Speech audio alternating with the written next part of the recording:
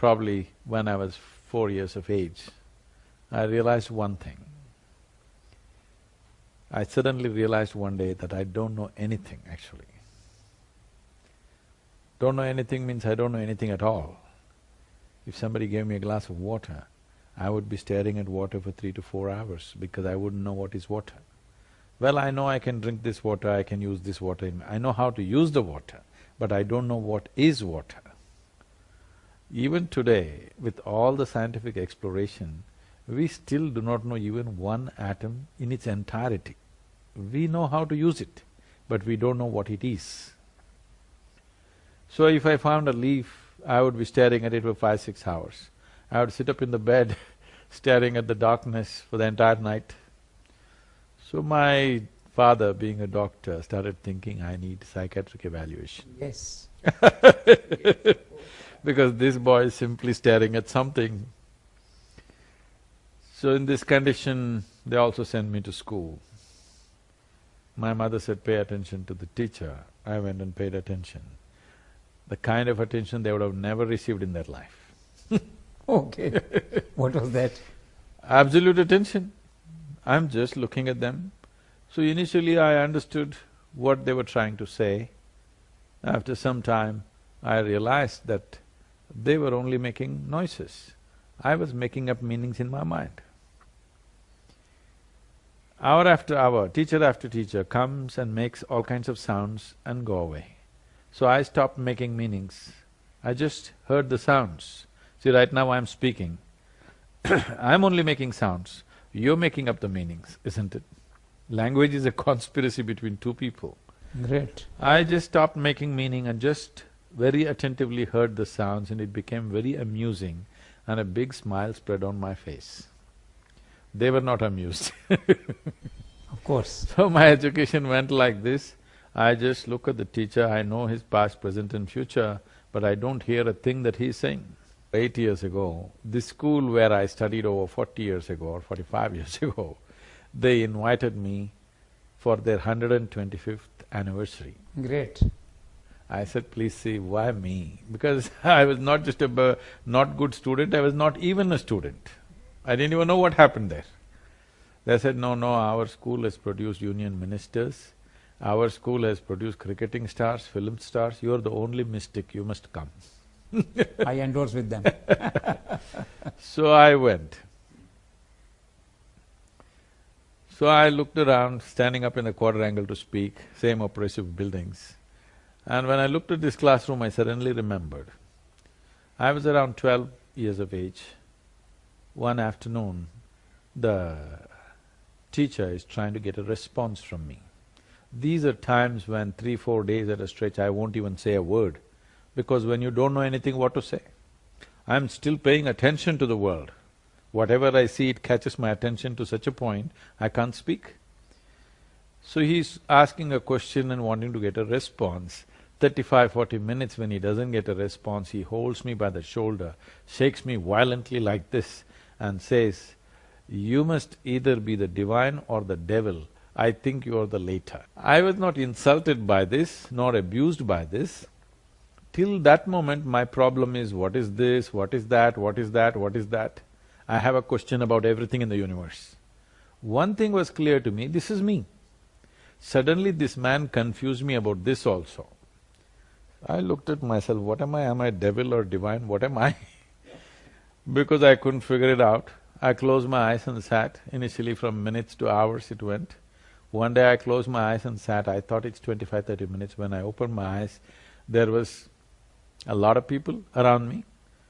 Somebody wants to know about his business, somebody wants to know when his daughters will get married. I said, where did you all come from? Because I just closed my eyes and sat, and now they're all sitting here.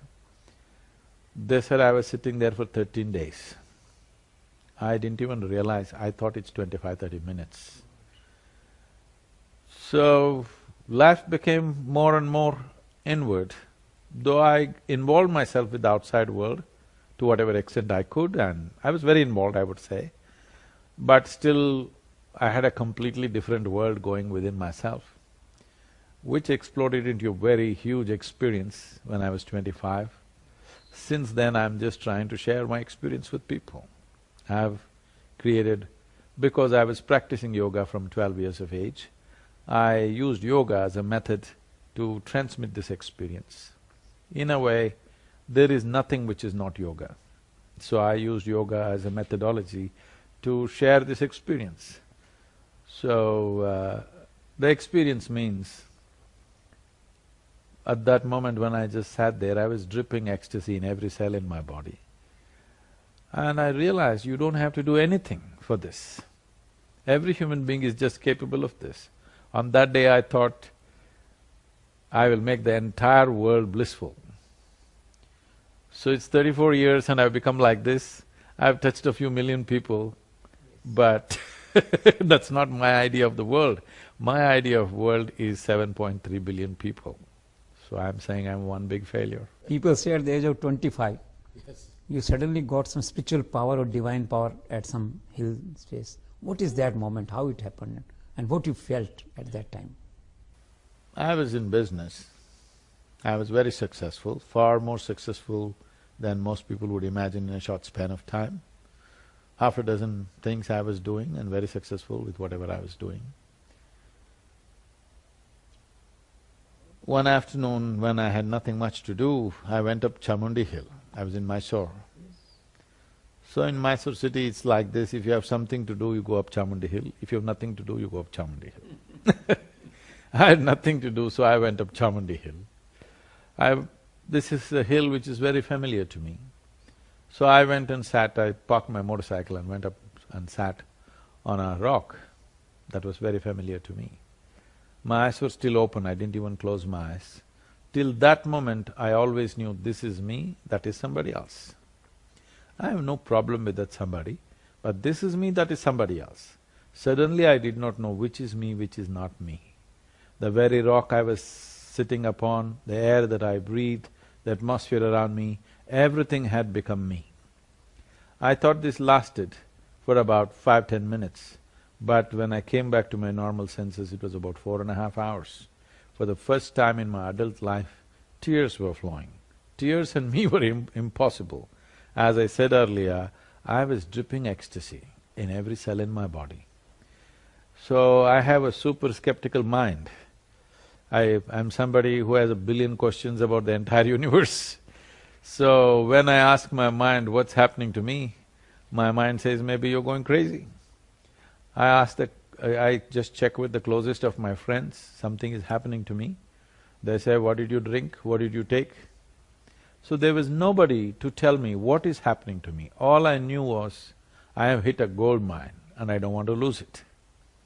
All that happened was, to put it today technically, the word yoga means union. Union means, in some way you have psychologically drawn a boundary as to what is your individuality. Right now you're an individual person, and that's you, this is me, very distinctly there. But as you sit here, you're breathing.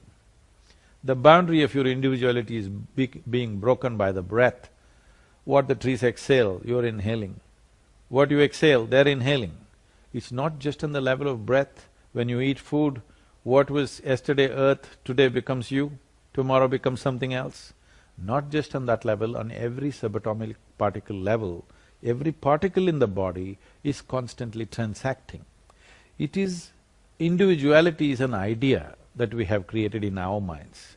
Yoga means you erased that boundary and you experienced everything as yourself.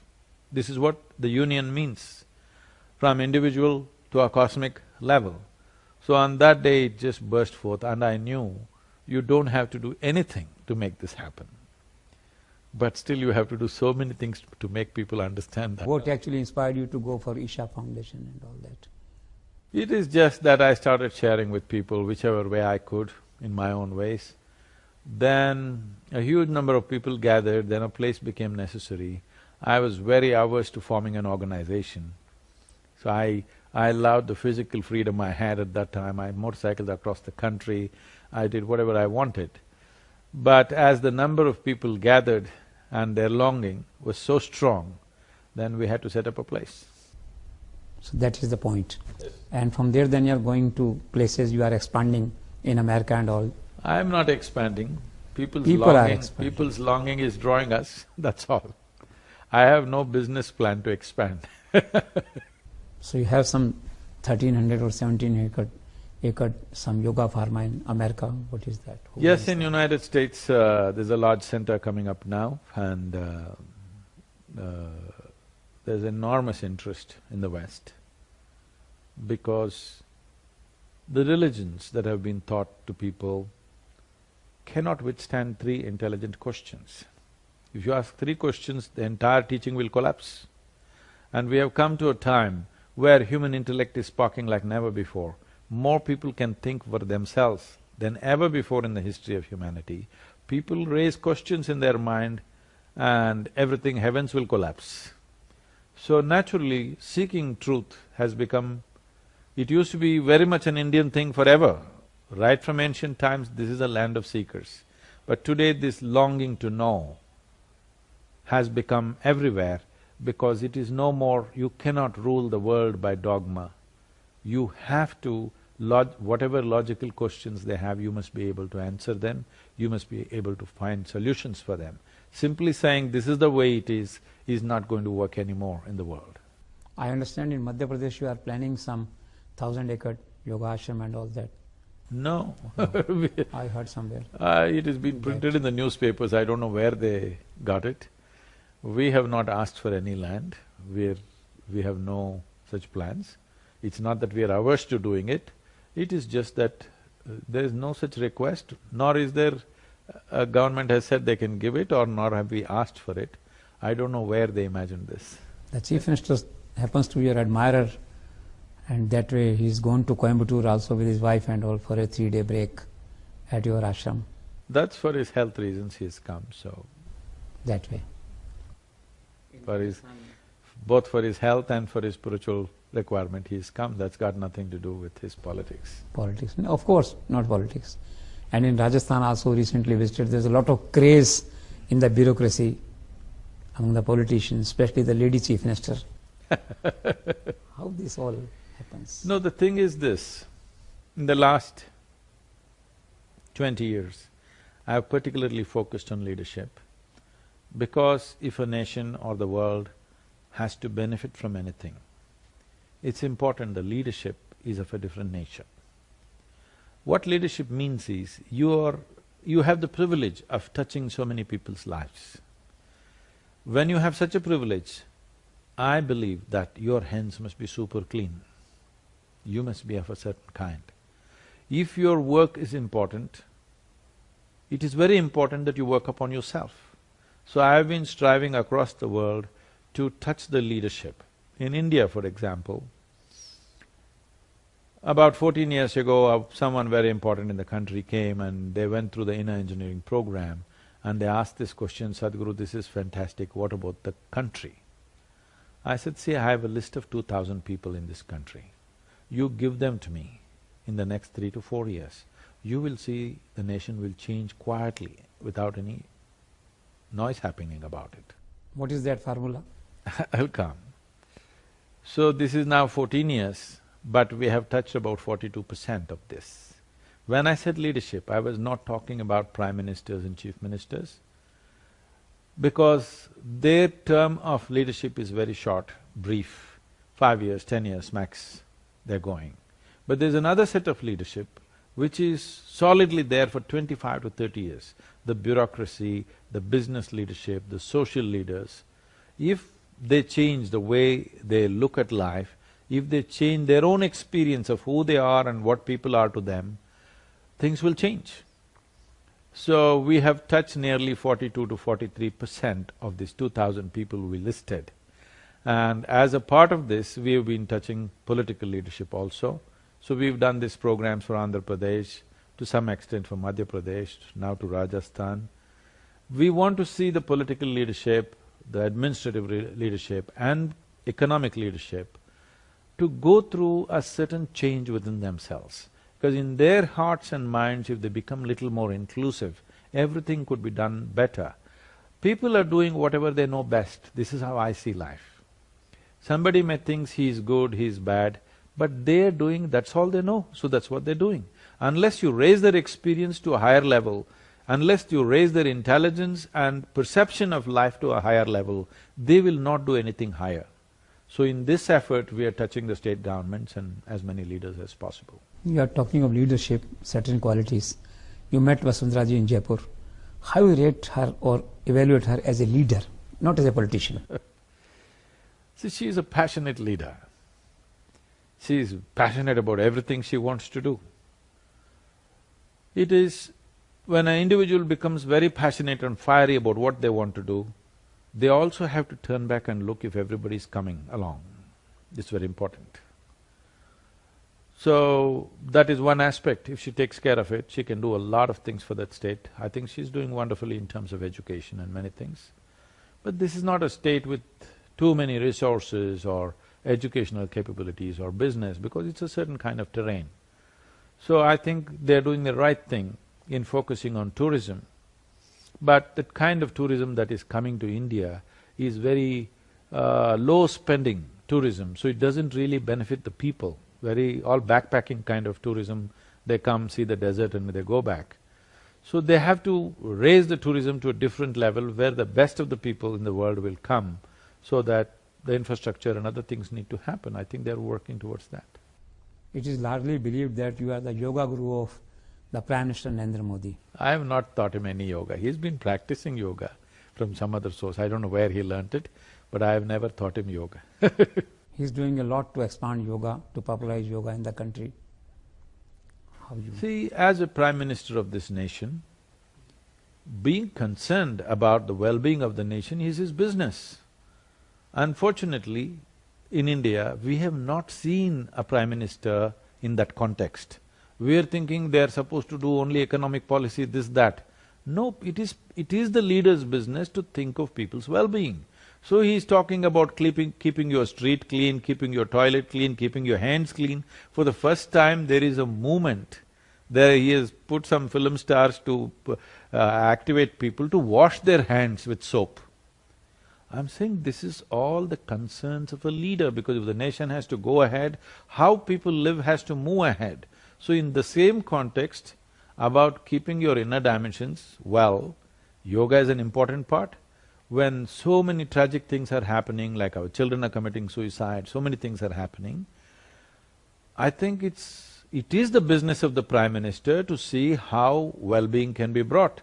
Especially when we have a knowledge in the country, we have a certain dimension of knowledge in the nation where we know how to keep our interiority, not just for this nation, for the entire world we can offer this. And it's appropriate that he put it up to United Nations. And look at the way the UN responded. Never before in the history of United Nations, 174 countries have voted for anything. Till now, for anything they have not come together. For yoga they came together. This must be a clear message to everybody. The world was waiting for India to take a step. It took so many years for us to come to that. I am glad that this Prime Minister took that step. Do you think that he is slowly emerging as a global leader? Obviously, there's no question. I must tell you this. I was in a Robert Kennedy 25th anniversary tour, there's a kind of a golf tournament and an event there. There were over 42 senior Democratic, congressmen and senators and others. Without exception, every one of them seeking me out, coming to me and telling me, Modi, they say Modi. So Modi is a global leader. There is no other leader like that in the world right now. Okay? I'm saying they're putting him above Obama, clearly. So we also, it is not about joining a party or appreciating a man. My concern is over 400 million people in this country have still not eaten properly. If you see a strong leader, all of us should pitch on to him and see that the nation moves forward. This is our business. The problem in the country right now is, we seem to be in an election mode all the 5 years. Once the election is over, once we've elected somebody, whoever that is, once we've elected somebody, it's our business to support them for 5 years to do their work. We should not be thinking anything in between, if we are concerned about the people and the kind of suffering Indian people are going through. How you define this Modi phenomena abroad? He has earned it. Just the way he has expressed himself, the breadth of his thought, he has earned that from the people. Even in the Muslim countries, he is visiting, getting a lot of response. What's it got to do with Hindu or Muslim or anybody? It's got something to do with the man's capability. So people are appreciating. In the world, it doesn't matter. In the end, only competence matters. Nothing else matters. Narendra Modi, when you met him the last? About a year ago I met him. I wouldn't want to disturb him, he has things to do. I agree. And from… Unless I can contribute something, I wouldn't go to anybody. I don't go and ever meet any politician unless I think I can contribute something for them to work better. Otherwise I don't go. Do you have any views on Baba Ramdev or Shri Shri? They are also expanding yoga or some art of living or what?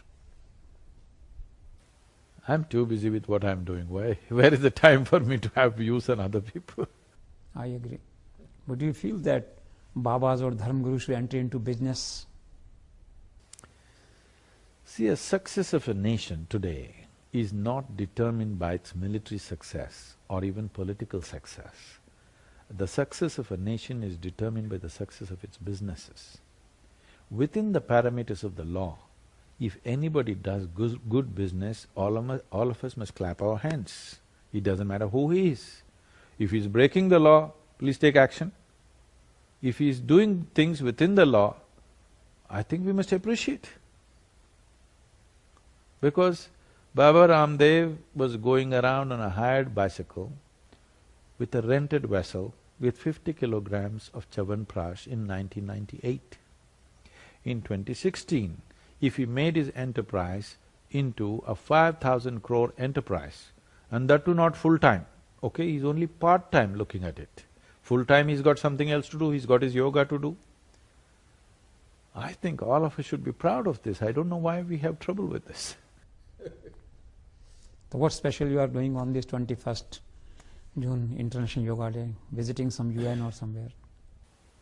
See, the most important thing for me this year is, about 4 months ago it came to my notice that over 9,000 children below 18 years of age committed suicide in our country. Over 1,700 children below 14 years of age committed suicide. We must understand this much.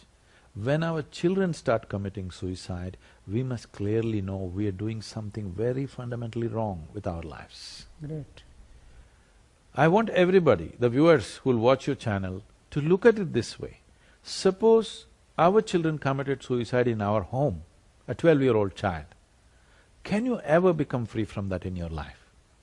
If a 12-year-old child committed suicide in our home, we know clearly we are doing something wrong, isn't it, with life?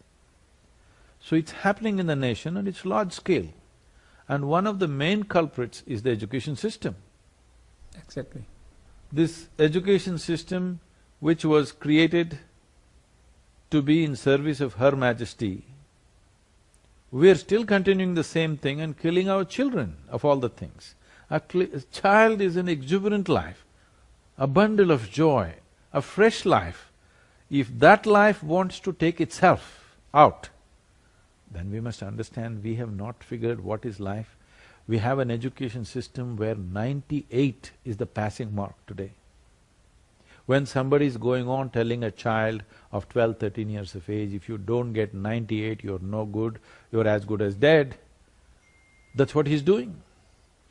So, changing the fundamentals of our education system must happen, but that may take some time. So I thought, let's reach out. On that day 4 months ago, I said at least 10,000 schools we must touch.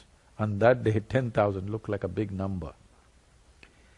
But I traveled through these 8, 9 states, met all the chief ministers and education ministers.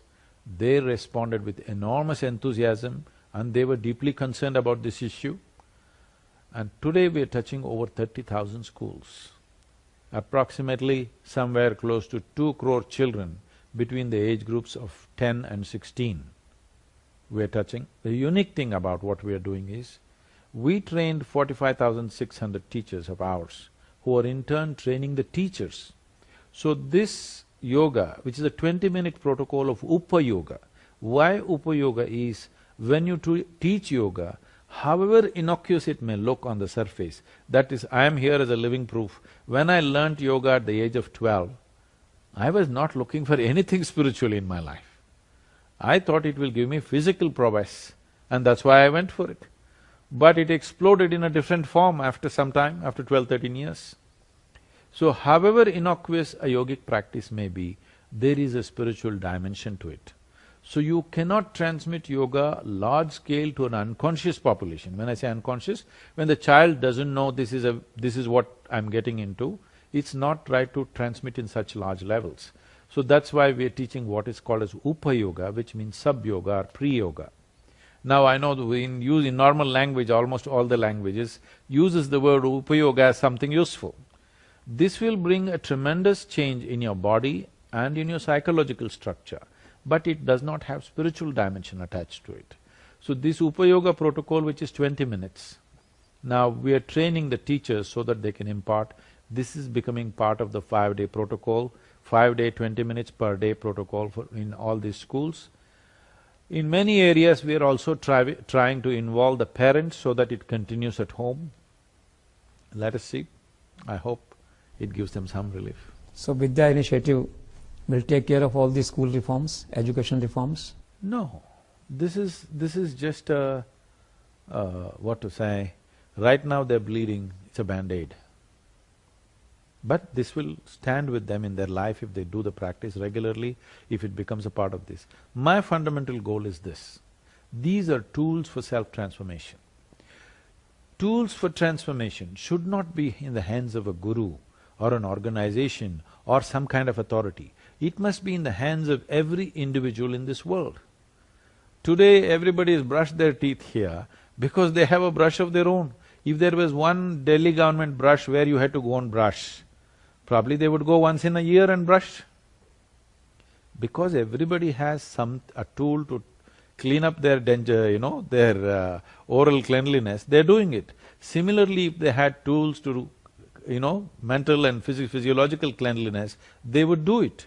The problem is, these tools have not been available without frills.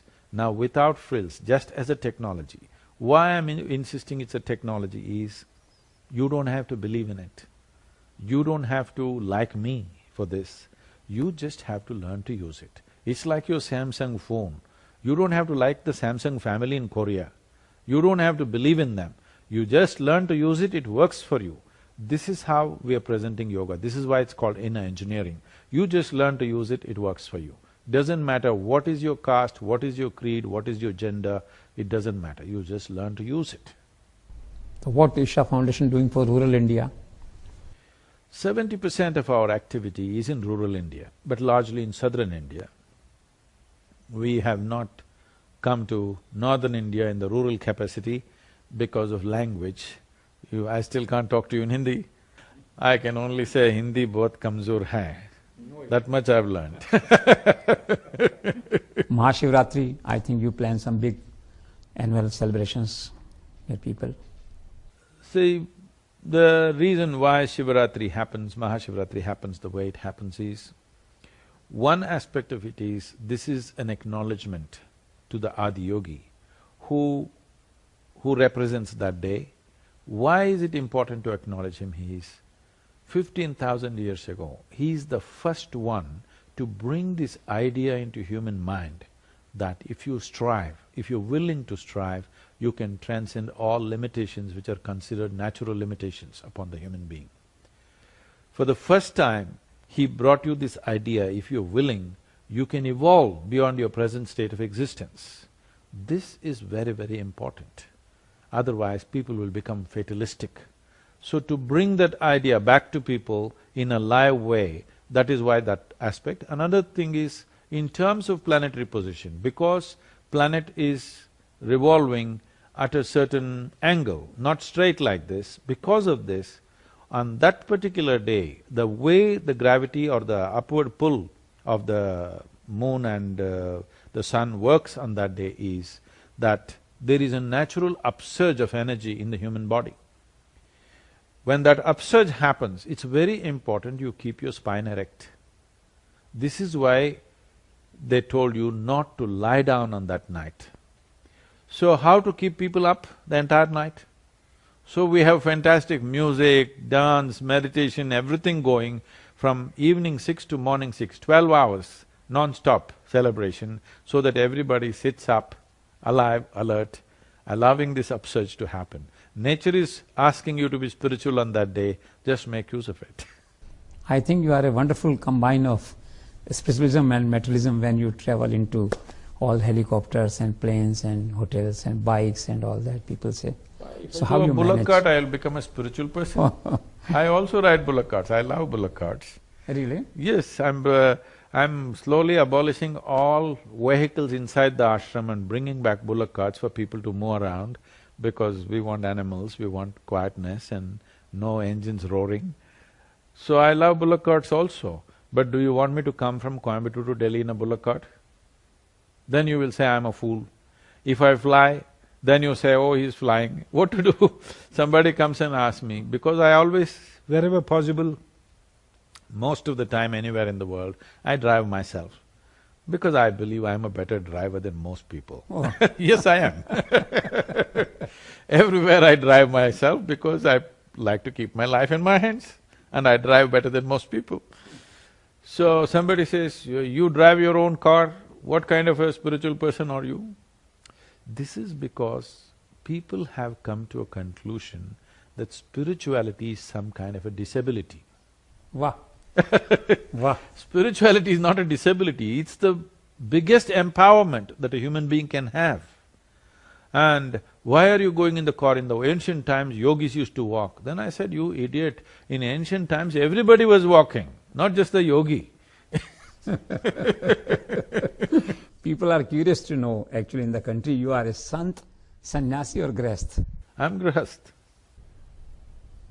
How you see some sort of a balancing or this combination, or normally sannyasis are away from grahasti or they ignore grahasti or don't take proper care of grahast part of their life.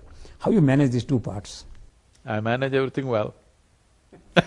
You manage everything Because well. I know how to manage my mind perfectly well. Once you know how to manage your mind and yourself well, you will manage everything well. How you define spirituality, spiritualism in a way? If your experience of life transcends the limitations of your physicality, that means you're spiritual. It's the most maligned and corrupted word on the planet right now.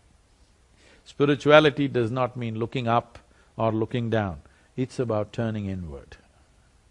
What is the truth? Such kya hai, truth?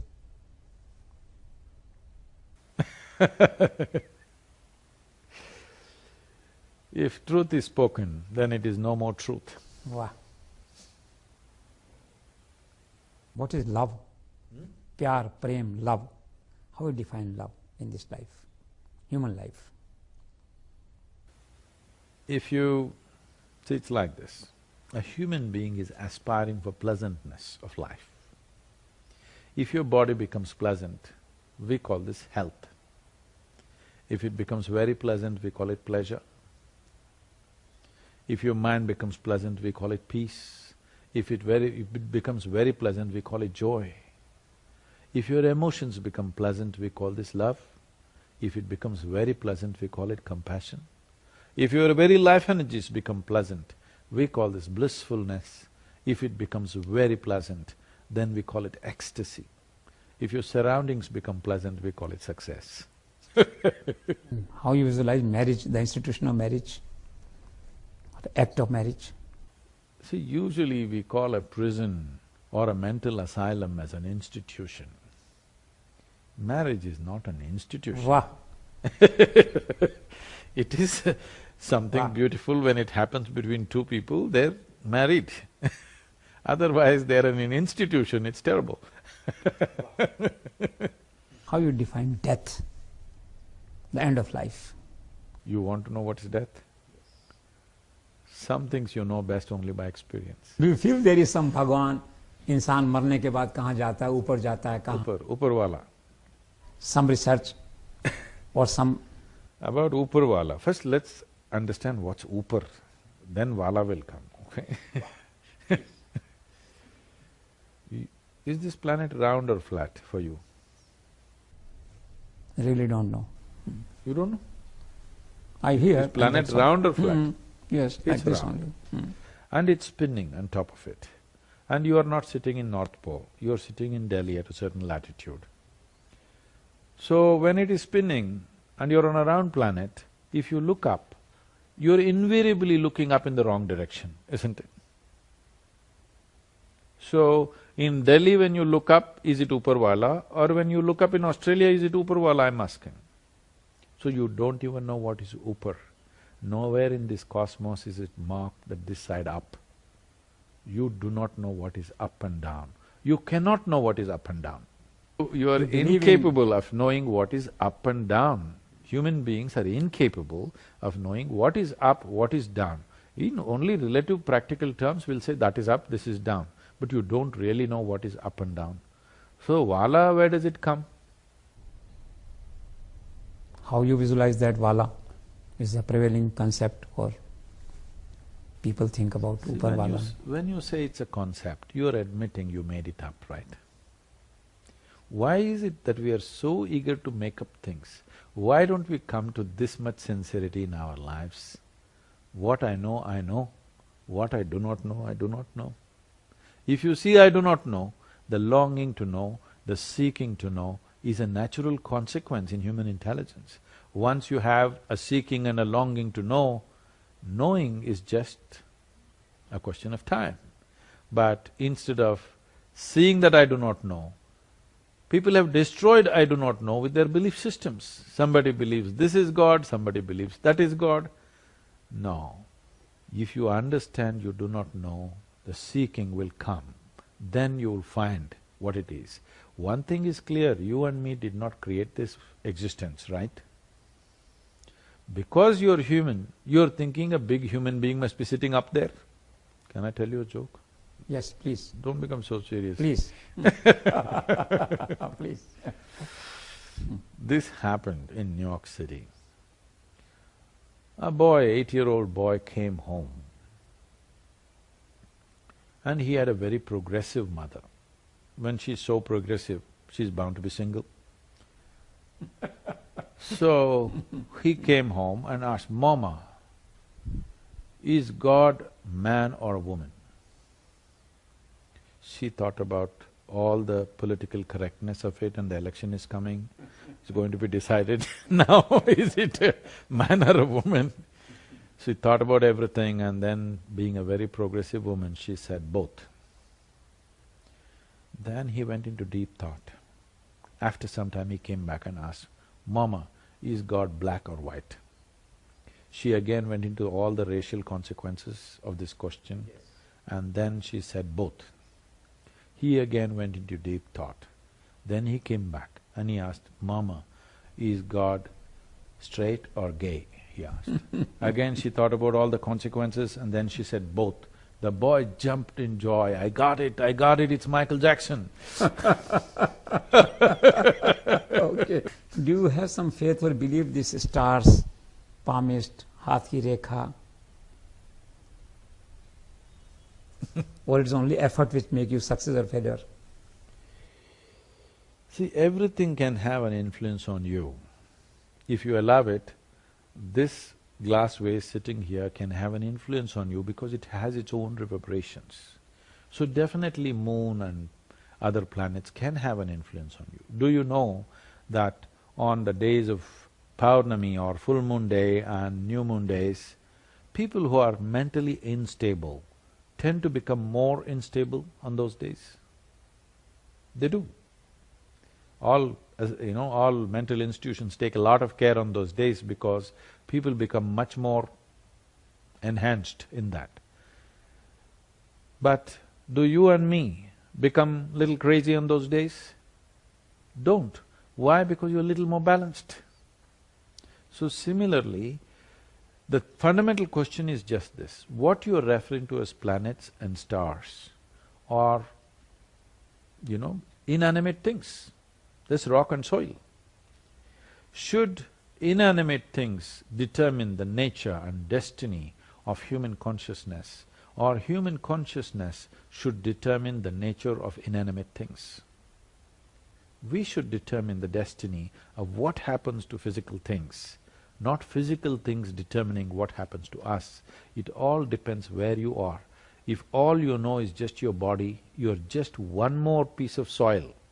After all, this is soil that we picked up. If you are just that, then some other rock will influence you, some other form will influence you. If you have become conscious of the nature of who you are, you determine where you go. The entire process of the spiritual process means you have taken your destiny into your hands. Why we said spiritual process means going towards mukti or absolute freedom means you became free from all these influences and you are going towards your freedom and you have decided to go there, not because of any stars or other things. And in this country, astrologers, if you tell them you're on a spiritual path, they refuse to predict your future because they know you have taken your future into your hands. It is my wish and my blessing that this nation should take its destiny into its hands. How you visualize this world after 50 years? How we make it. I want to make it a wonderful place because this is a fundamental responsibility we have as a generation of people is, we must understand we are just a pop-up on the planet. We are here for a brief amount of time. In the life of this planet, we are just 2 seconds, you and me. The world was given to us in a certain way. It's our business to leave it little better. I hope we leave it better than the way we got it.